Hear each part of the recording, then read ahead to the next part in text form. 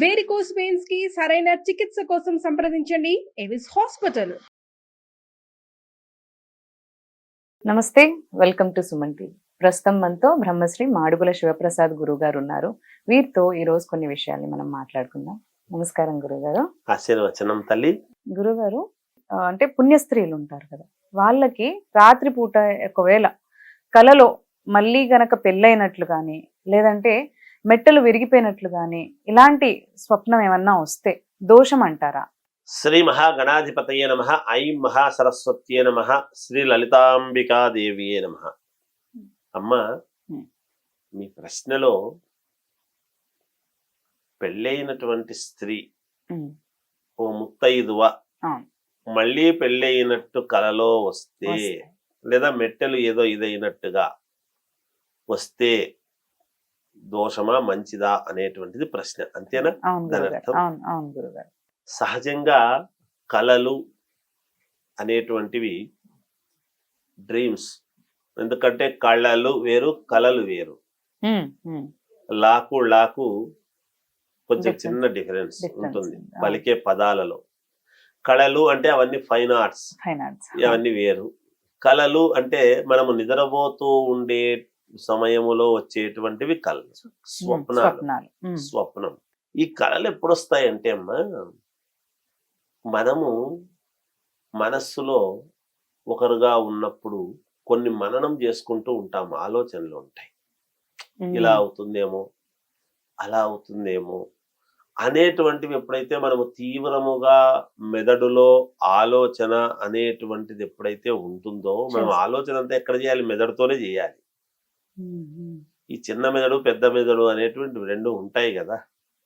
ఇవి మనం ఎప్పుడైతే మనం మామూలుగా ఈ అనుకోకూడనటువంటి మాటలు కొన్ని ఇట్లాంటివి ఏవైతే అనుకుంటూ ఉంటామో అవి ఒక రోజు కాకుంటే ఒక రోజు, మొన్న అనుకున్నా నాకు ఇవాళ కలొచ్చింది, నిన్న అనుకున్నా నాకు కలొచ్చిందని కలొచ్చే వాళ్ళు కూడా చెప్తుంటారు ఈ మాట. లోపల మనసులో భావన, తాను అలా భావన చేసుకుంటూ ఉండేటువంటి సందర్భంలో ఇలాంటివి కలలు రావటం అనేటువంటిది సహజం. అది ఏదైనా కావచ్చు, అది ఇదే కాదు. ఏదో నేను సముద్రంలో పోతుంటే ఏదో ఇబ్బంది అవుతుందేమో అని వాడికి భయం. ఆ భయముతో కూడి కొన్ని మాటలు అనుకుంటూ ఉంటారు, ఇలా అవుతుందేమో అని భయం. విమానంలో పోతూ ఉంటే ఏదో సరిగ్గా ల్యాండ్ అయ్యే ముందు నేను బస్సులో దుంకినట్టుగా దుంకాల్సి వస్తుందేమో, ఇలాంటివి ఏవో అనుకుంటున్నప్పుడు అలాగే అనుకున్నట్టుగా యాజ్ ఇట్ ఈజ్ గా ఏదో జరిగినట్టు చేసినట్టు వస్తూ ఉంటాయి. కళలు అనేటువంటివి ఇట్లాంటి విషయాల్లోనే వస్తాయి ఎప్పుడు కూడా. కళలు ఎప్పుడు వస్తాయి? మానసికంగా కొంత ఆందోళన, మనస్సులో కొన్ని ఇబ్బందులు ఇవన్నీ జరుగుతూ ఉన్నప్పుడు వచ్చేటువంటివే కళలు. ఏ చీకు చింత లేకుండా ఈ రోజు ఏదో మనం పోయినామా, శ్రమకు పడికి పోయినామా, డబ్బులు వచ్చేస్తాయి, రేపు వస్తున్నాయి, మనం తింటారు పడుకుంటారు, పొద్దున్నే పనికి పోవాలి, పడుకుందాం, ఏముంది రేపు డబ్బు వస్తుంది తీసుకుంటాం తింటాం కదా అనుకునేవాడికి ఏ కళలు రావు. వాడికి ఏం కళలు ఉంటాయి? ఏముండవు, ఏం రావు, ప్రశాంతంగా ఉంటుంది. ఈ ప్రశాంతత లేని జీవితాల్లోనే కదా కళలు వస్తాయి. వీళ్ళు అనుకునే దాన్ని బట్టి వస్తుంటాయి. అయితే ఇప్పుడు ఇది శుభ సంకేతమా తప్పుడు సంకేతమా అంటే, అసలు వివాహం అయినటువంటి స్త్రీకి మళ్ళీ వివాహము అనేటువంటిది రావటం అనేటువంటిది అది శుభ పరిణామము కాదు. అందులోనూ భర్త భార్య యొక్క కాలి రెండవ వేలిలో అది పంచప్రాణాలు అనేటువంటిది స్త్రీ తీసుకుంటుంది. భర్త యొక్క పంచప్రాణాలు ఆ స్త్రీమూర్తి తీసుకుంటుంది. వాటిల్లో ఏమేమి అనేటువంటి దాంట్లో ఒకటి ఈ భర్త రెండవ వేలిలో ఉండేటువంటి మెట్టెలు పెట్టుకోవటం అనేది. వివాహ సమయంలోనే మెట్టెలు పెట్టుకోవడం జరుగుతుంది. భర్తనే తొడుగుతాడు మెట్టెలు, అంతకు ముందు ఉండవు. కన్యకామణి ఎవరు పెట్టుకోరు మామూలుగా. ఇక్కడ పెట్టుకునేటువంటి బొట్టు రెండు కనుబొమ్మల మధ్యలో పెట్టుకునేటువంటి బొట్టు పుట్టుకతో పెట్టుకుంటారు మామూలుగా, జనరల్ గా. తర్వాత కన్యకామణి ఎప్పుడు కూడా మట్టి గాజులు వేసుకోదు. వివాహమైనటువంటి స్త్రీ మాత్రమే మట్టి గాజులు వేసుకోవడం జరుగుతుంది. ఎందుకు? మట్టిలో ప్రాణం ఉంది కాబట్టి.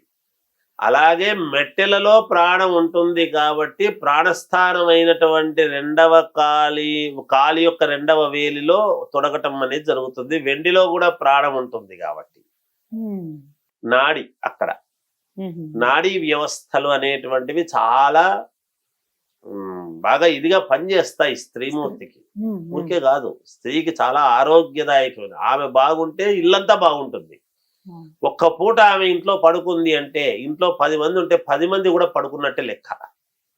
ఒక్క స్త్రీమూర్తి ఇంట్లో పడుకుంటే ఇంట్లో ఉండే వాళ్ళందరూ నిద్రపోయినట్టే లెక్క. ఏ ఒక్కరూ మేము చేస్తాములే సహకారము, ఆమె లేని లోటు తీర్చలేరు. ఇది 100% నేను చెప్తున్న మాటమ్మా. ఒక స్త్రీమూర్తి ఇంటి ఇల్లాలు గనక పడుకుంది ఒక్క పూట ఇంట్లో మంచం మీద చేత కాలేదని పడుకుంది అంటే ఆ మిగతా వాళ్ళందరికీ ఉండా ఏదో ఒక రూమ్ లోకి పడేసి కొట్టినట్టుగా, వాడు ఏం చేయాలనో కూడా తల బాదుకున్నట్టుగా ఎక్కడ లేని సమస్యలన్నీ చుట్టుకుంటాయి. ఏ పని చేత కాదు వీళ్లకు.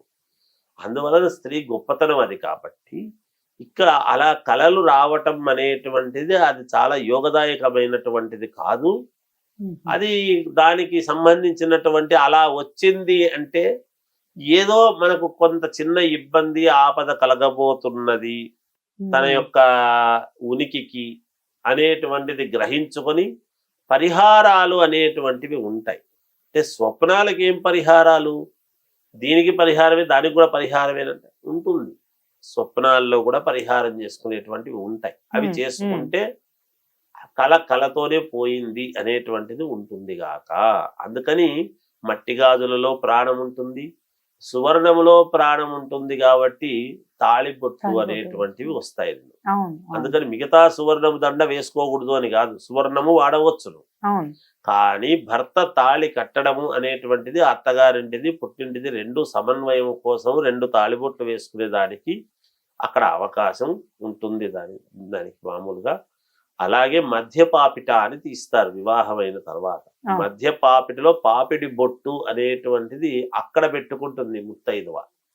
నొసటిన కనుబొమ్మల మధ్య పెట్టుకునేటువంటి బొట్టు ఎవరైనా పెట్టుకోవచ్చు ఆడపిల్లలు. కానీ మధ్యపాపిట అని తీసినప్పుడు బొట్టు అక్కడ పెట్టుకున్న ఆమెకు సుమంగళి అని వస్తుంది. కొన్ని పంచప్రాణాలు అనేటువంటివి ఉన్నాయి. పంచప్రాణాల్లో భాగంగా ఈ మెట్టెలు అనేటువంటివి భర్త తొడుగుతాడు కాబట్టి అక్కడ సప్తపది అనేటువంటిది నడిచి చేసి మెట్టలు తొలగించడం చేయటము, దానికి మంత్రోచ్చారణతో చేసేటువంటి ప్రక్రియ.